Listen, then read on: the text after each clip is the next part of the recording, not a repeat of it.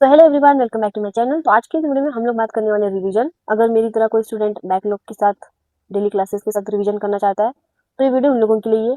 So without any delay let's start the video. तो सबसे पहले हम लोग आज दो टॉपिक के बारे में बात करेंगे। First, what is revision.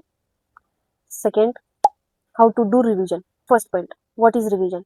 सबसे पहले ये समझना जरूरी है कि रिवीजन होता क्या है। रिवीजन का मतलब ये नहीं होता कि सीआरटी पढ़ रहे हो, नोट्स रीड कर रहे हो, टेस्ट दे रहे हो। ये रिवीजन नहीं होता।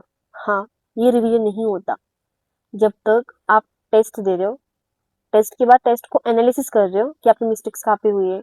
एंड सिर्फ मिस्टेक्स को ही नहीं देखना, जो आपके करेक्ट आंसर्स हुए। कभी कभी हम ऐसे तुक्के भी मार देते हैं, टू से चेक करना, ये होता है रिवीजन। आप नोट्स पढ़ रहे हो, सिर्फ नोट्स को पढ़ना ही नोट्स नहीं होता। आपका कुछ कॉन्सेप्ट स्ट्रॉन्ग नहीं है, आपको ये समझ में नहीं आ रहा, आप उसे पढ़ रहे हो, समझ रहे हो, एंड वही चीज अपने टेस्ट पे अप्लाई करके मार्क्स गेन कर रहे हो, ये होता है रिवीजन। ठीक है। सेकेंड थिंग, एनसीईआरटी सिर्फ पढ़ना, ओनली रीडिंग, आप सिर्फ पढ़ रहे हो पढ़ने के लिए, ये भी रिवीजन नहीं होता। आप जब एनसीईआरटी पढ़ रहे हो, उसे समझ रहे हो, एंड जब एनसीईआरटी लाइन बाय लाइन के क्वेश्चन सॉल्व कर टेस्ट में या एग्जाम में क्वेश्चन सॉल्व हो रहे हैं, वो होता है रिवीजन। तो आप लोगों को समझ में आ चुका होगा कि रिवीजन क्या होता है। विदाउट एनी डिले हम हमारे सेकंड टॉपिक पे बात करते हैं, हाउ टू डू रिवीजन। आप सबको पता चल गया कि रिवीजन क्या होता है। एंड हम बात करने वाले रिवीजन कैसे करते हैं। तो मैं रिवीजन कैसे करती हूँ। सबसे पहले 1 day revision, 1 week revision and 1 month revision. 1 day revision, 1 day revision क्या होता है, जो आपके डेली लेक्चर से उन्हें कंप्लीट करना। फिर उसके बाद हम बैकलॉग्स के लिए काम करते हैं। आप सबको पता है दिन भर हम डेली क्लासेस ये सब कुछ के लिए काम करते हैं, एंड रात को हम बैकलॉग्स के लिए काम करते हैं, तो रिवीजन का टाइम नहीं मिलता। इसे बहुत से स्टूडेंट्स का प्रॉब्लम होता है, जैसे कि मेरा पहले प्रॉब्लम था। तो देखो, 1 डे रिवीजन ये कहता है हमसे, सबसे पहले अपने लेक्चर्स कंप्लीट कर लिए, डीपीपी सॉल्व कर लिया, ठीक है। देन आपको एक पेज लेना है, आपने जो कुछ भी पढ़ा है, जो कुछ भी आपको याद आता है, भले ही उसमें से 2 लाइन ही आपको याद क्यों ना है, आपको पहले वो लिखना है। देन आपको उसके जो भी नोट्स बनाए वो चेक, अपने डीपीपी सॉल्व करना है। डीपीपी में कौन से क्वेश्चन रॉन्ग है, कौन से क्वेश्चन सही है, ये एक बार चेकआउट करना है। एंड जो भी लेक्चर्स में आपको पढ़ाया गया है उसे एक सब समरी बस याद करना है एक बार, रीडिंग कि किस तरह से क्या किया। एंड सबको रीडिंग ही नहीं करना है, उस चीज को लिख कर रीडिंग करना है। ये 1 डे रिवीजन होता है। बैकलॉग के लिए भी यही करना है। 1 वीक रिवीजन क्या करते हैं, आपने जो कुछ भी 1 वीक में पढ़ा है, जो जो चैप्टर आपके कंप्लीट है, ठीक है, आपको उस सबके डीपीपीज देखने। एंड जो मिस्टेक नोट है, आपको एक मिस्टेक नोटबुक बनाना होगा, उसमें आपके मिस्टेक्स लिखने होंगे।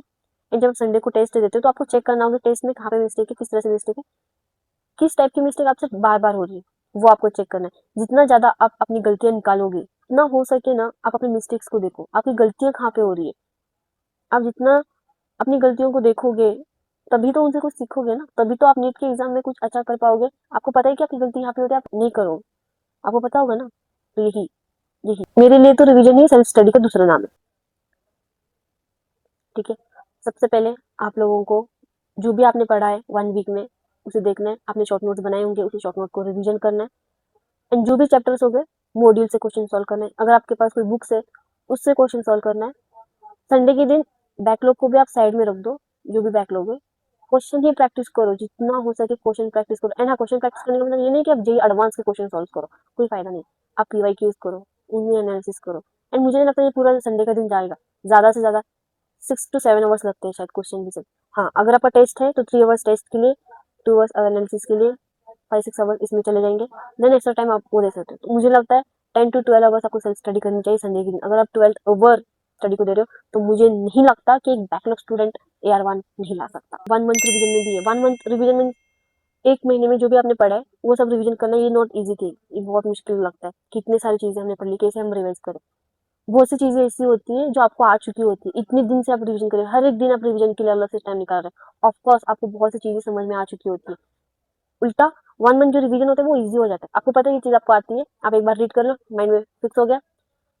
देखो, रिवीजन मतलब ये नहीं है कि सिर्फ हमें लर्न करना है, रीड करना है, वो करना नहीं, आपको दिमाग में रखना है। जब तक चीजें आप याद नहीं करोगे तब तक कुछ फायदा नहीं। ठीक है। 1 वीक रिवीजन तक तो बहुत सी चीजें याद हो चुकी होंगी, तो 1 मंथ रिवीजन तक तो बहुत सी चीजें याद हो चुकी होंगी, जो आपको चीज आ चुकी है, आपके दिमाग में एकदम फिक्स हो चुका है। ठीक है, जो दिमाग में आपके फिक्स हो चुका है उसे आपको लर्न करना है एक बार।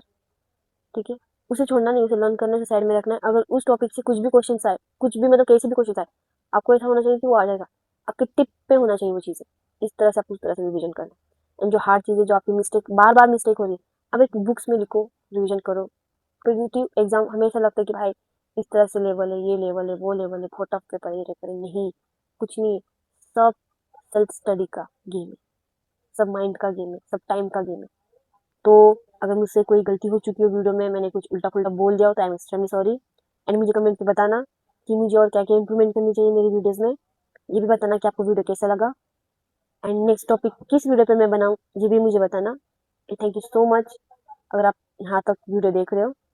तो थैंक यू सो मच। आप भी पढ़ते रहना, मैं भी पढ़ती रहूँगी।